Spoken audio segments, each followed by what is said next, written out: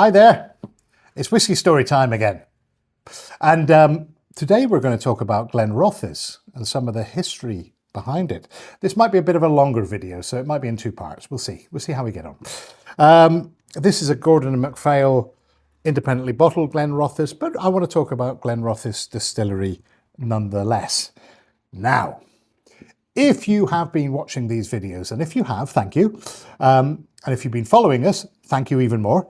But if you have been watching them, you will notice that there is sometimes a theme in distillery history, or a couple of themes, one of which is sometimes bankruptcy, and the other is disasters befalling distilleries. And Glenrothes is no stranger to either, unfortunately.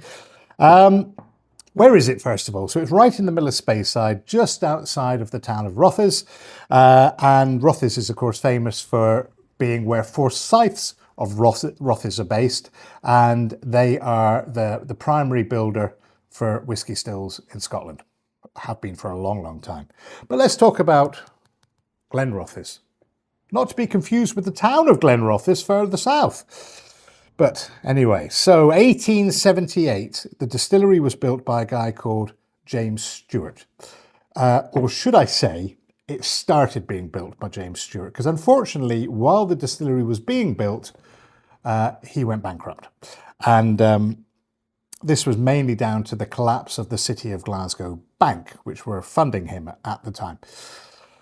So in stepped three gentlemen who formed a partnership to complete the build.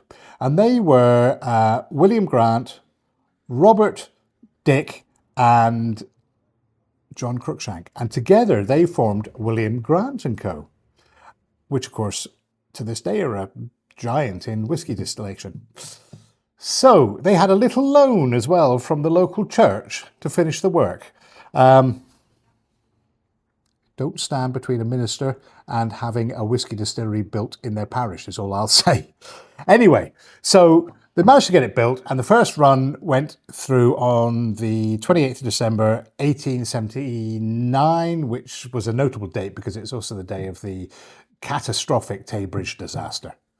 In 1887, the distillery merged with the Islay Whisky Distillery Company. These were the owners of Bunnahabhain, and they formed Highland Distillers.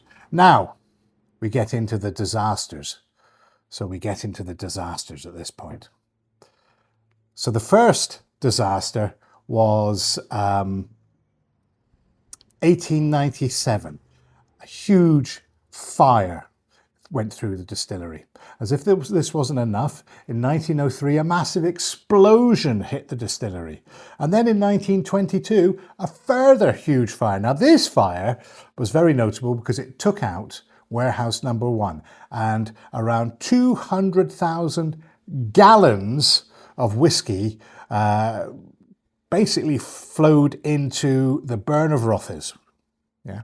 Now, local legend still talks about how, at the time, there were many locals and probably quite a few river trout who were quite tipsy after the experience due to the spirit in the water.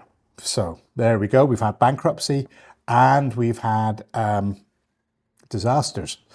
Now, the 1960s for Glenrothes were a period of massive expansion. They went from 2 stills up to 10 stills. Don't forget the 1960s were a huge expansion for the whisky industry in general. 1963 was when the single malt market really started. A lot of people think single malt has been going for hundreds of years. No, 1963 the first single malt was released as a single malt. In 1993, under the influences of Berry Brothers and Rudd, they went down the rabbit hole of releasing vintages. So instead of releasing age statements saying this is 12 years old, this is 14 years old, they started releasing vintages saying the year that the distillation happened, and then the year of bottling, forcing us poor mortals to do math. But it's quite interesting because you could look at different vintages in different lights. Now, in 2010, Berry Brothers and Rudd bought the Glenrothes brand. However, they didn't own the distillery, because around about the same time, Edrington, well, actually, it was 10 years before, Edrington had bought Highland Distillers Limited, and therefore owned the distillery. So it wasn't until 2017 that Edrington purchased the brand name as well. So all of a sudden, now you could bring Glenrothes as a brand and the distillery back together. So there we go. There's a potted history of Glenrothes. If you like it, drop us a follow. Speak to you soon. Bye-bye.